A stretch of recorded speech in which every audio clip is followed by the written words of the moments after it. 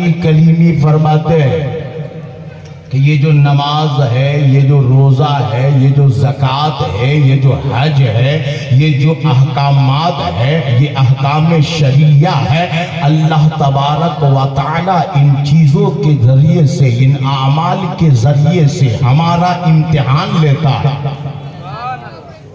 हमारा इम्तिहान लेता है। किस चीज़ का इम्तिहान? क्या इस बात का इम्तिहान लेता है कि ये इंसान है कि नहीं? क्या इस बात का इंसान लेता है कि ये मोमिन है कि नहीं? क्या ये इस बात का जो है हमारा इम्तिहान लेता है कि हम मुसलमान हैं कि नहीं, मोमिन है कि नहीं? नहीं प्यारे, इम्तिहान किस बात का लेता है? इम्तिहान इस बात का लेता है कि अल्लाह तबारक व तआला से हम ज्यादा मोहब्बत करते हैं कि नहीं। कासिम अली कलीमी फरमाते हैं कि जिसके अंदर रब्बे कायनात की मोहब्बत जितनी ज्यादा होगी वो उतना बड़ा नमाजी होगा। जिसके अंदर रब्बे कायनात की मोहब्बत जितनी ज्यादा होगी वो हज करने सबसे पहले पहुंच जाएगा। जिसके अंदर रब्बे कायनात की मोहब्बत जितनी ज्यादा होगी वो मालदार होगा तो अपने माल की ज़कात निकालता नजर आएगा। जब रोजे का महीना शुरू होगा वो हज करता नजर आएगा। तो मतलब ये हुआ, कलीमी पैगाम ये है, मीरानपुर कटरा का पैगाम ये है कि लोगों, अगर तुम अपने आप को मोमिन समझते हो और तुम वाकई में मोमिन है तो तुम बेनमाजी नहीं होना चाहिए। तुम्हें जो है अगर मालदार है तो ज़कात देने से रोकना नहीं चाहिए।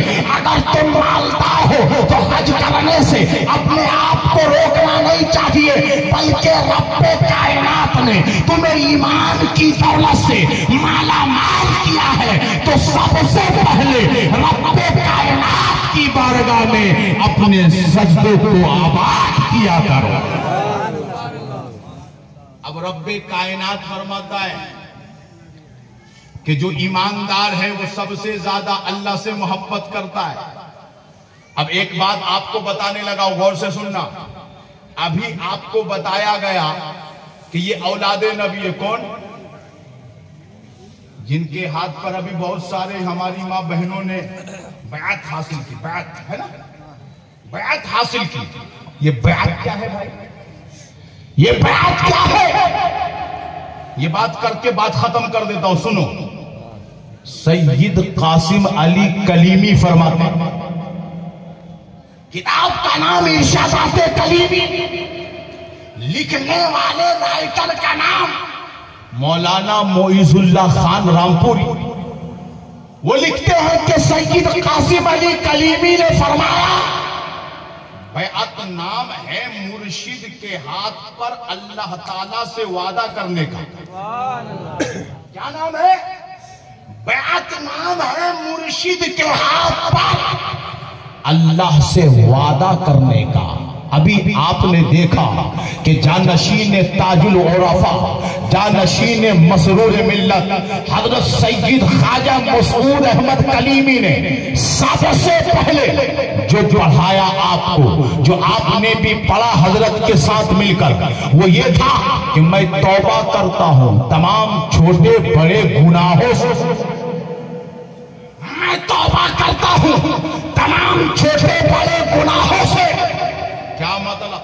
मतलब इसका ये हुआ, आपको बैअत किया गया इस शर्त के साथ, आपको मुरीद बनाया गया इस शर्त के साथ कि आज के बाद से आप छोटे गुनाह भी नहीं करेंगे, बड़े गुनाह भी नहीं करेंगे।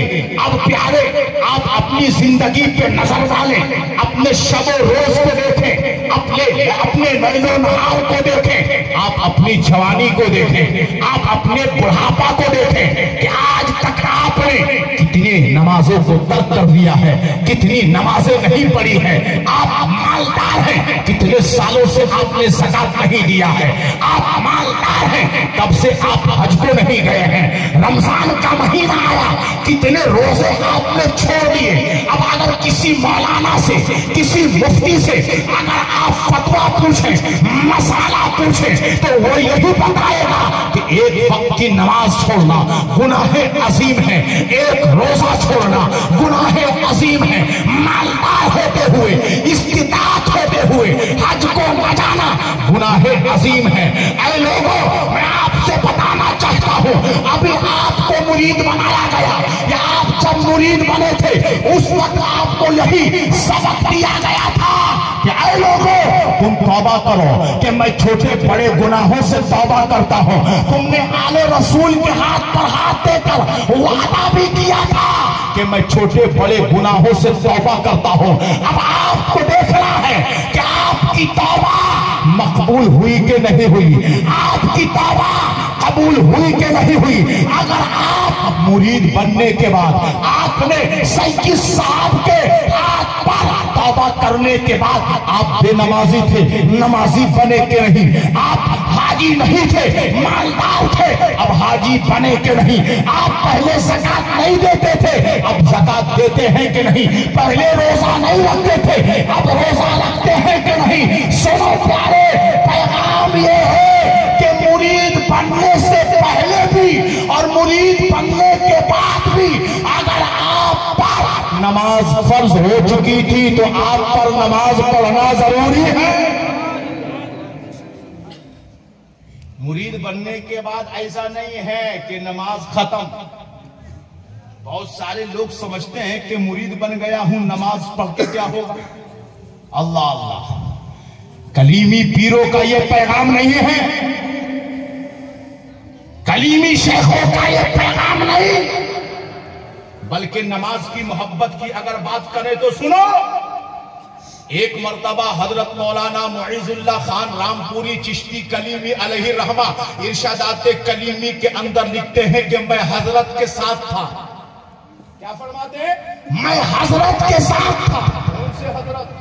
अपने हजरत, यानी अपने मुर्शिद सैयद कासिम अली कलीमी के साथ था। अब वो फरमाते हैं हम लोग उर्स में गए। किन के उर्स में गए? साबिर कलियर के उर्स में गए। साबिर कलियर के उर्स में पहुंचे। मौलाना मुइजुल्लाह खान रामपुरी अलैहि रहमा फरमाते हैं कि जब वहां पर पहुंचे, यानी मजार शरीफ के करीब पहुंचे, तो बाजू में एक मस्जिद थी। बाजू में एक मस्जिद, मस्जिद के सामने कुछ उशाक वज्द में मस्त हल्का जिक्र लगा हुआ था। वहां पे जिक्र की महफिल सजी हुई थी। अब उस जिक्र की महफिल को देखकर उस हल्के जिक्र की महफिल में सैयद कासिम अली कलीमी भी शामिल हो गए। बोलो सुभान अल्लाह। हल्के जिक्र की महफिल में सैयद कासिम अली कलीमी भी शामिल हो गए। मौलाना मुइजुल्लाह खान रामपुरी फरमाते हैं, उसके बाद क्या हुआ कि जिक्र की महफिल में जैसे ही शामिल हुए, जिक्र करते रहे, जिक्र करते करते मेरे पीरो मुर्शिद सैयद कासिम अली कलीमी को वज्द तारी हो गया। आप पर जो है एक कैफियत तारी हो गई। उसी कैफियत में मस्जिद से अजान की आवाज आने लगी। अब सुनो प्यारे, नमाज की मोहब्बत क्या है? ऐ कलीमी पीरों के मानने वालों, ऐ सुन्नी मुसलमानों, ऐ बंगाल के मुसलमानों, सुनो सुनो, कलीमी पैगाम क्या है, कतरा का पैगाम क्या है। कासिम अली कलीमी पर कैफियत, और कैफियत जब तारी होती है ना, तो बंदा अपनी खास हालत में नहीं रहता, अपनी खास हालत में नहीं रहता। मौलाना मुइजुल्लाह खान रामपुरी फरमाते हैं कि जैसे ही अजान की आवाज आई, उस महफिल से उठे और उठने के बाद सैयद कासिम अली कलीमी ने फरमाया, चलो नमाज पढ़ते हैं। सुभान अल्लाह। वज्द की कैफियत है, वज्द की कैफियत। ऐसी कैफियत में भी सैयद कासिम अली कलीमी को नमाज का ख्याल है। ऐसी सूरत में भी नमाज का ख्याल। आप अगर आज चले जाते हैं शादी में तो नमाज तो पढ़ते ही नहीं, नमाज का ख्याल नहीं। आज शादी तो छोड़ो भाई, आप अपने घर में सोए पड़े रहते हैं, नमाज का ख्याल नहीं है। आप अपनी दुकान में अपने धंधे में लगे रहते हैं, नमाज का ख्याल नहीं है। आप अपने खेतों में रहते हैं, नमाज का ख्याल नहीं है। आप अपने कामों में रहते हैं, नमाज का ख्याल नहीं है। कलीमी पैगाम ये है कि लोगों सुनो, तुम चाहे जहाँ भी रहो, तुम्हें नमाज का ख्याल होना चाहिए, क्योंकि नमाज किसी और के लिए नहीं, अल्लाह के लिए पढ़ी जाती है, अल्लाह के लिए पढ़ी जाती है। और कुरान में अल्लाह ने फरमाया जो ईमानदार है वो सबसे ज्यादा अल्लाह से मोहब्बत करता है, सबसे ज्यादा अल्लाह से मोहब्बत करता है। अगर आपको नमाज का ख्याल नहीं हो रहा है, आपको नमाज का ख्याल नहीं आता है, आज तो अगर सर्वे किया जाए, आज पता लगाया जाए तो किसी की 10 साल की नमाज खत्म है, कोई 20 साल से नमाज नहीं पढ़ रहा है, कोई जो है 25 साल से नमाज नहीं पढ़ रहा है, कोई 30 साल से नमाज नहीं पढ़ रहा है, कोई 40 साल का हो गया है, आज तक मस्जिद नहीं गया है, कोई 55 को पहुंच गया है मगर नमाज नहीं पढ़ रहा है। मगर सुनो, कलीमी पीरों का पैगाम ये है कि नमाज अल्लाह के लिए पढ़ी जाती है, बंदे के लिए नहीं पढ़ी जाती। और जो बंदा मोमिन होता है वो सबसे ज्यादा अल्लाह से मोहब्बत करता है, सबसे ज्यादा अल्लाह से मोहब्बत करता है। अब आप देखो ना, अल्लाह से मोहब्बत कर रहे हो कि नहीं कर रहे? अगर आप अल्लाह से सबसे ज्यादा मोहब्बत करते तो नमाजी होते। सीधी बात है, सिंपल मसला है। हम अगर नमाज नहीं पढ़ रहे हैं, हम अगर मालदार होकर हज को नहीं जा रहे हैं, हम अगर मालदार होकर ज़कात नहीं दे रहे हैं, पता नहीं कितने सालों से लोगों ने ज़कात नहीं दी। ज़कात समझते हैं है कि नहीं? 40वां हिस्सा निकालना, 40 हिस्से में एक हिस्सा ज़कात, बस सीधा मसला।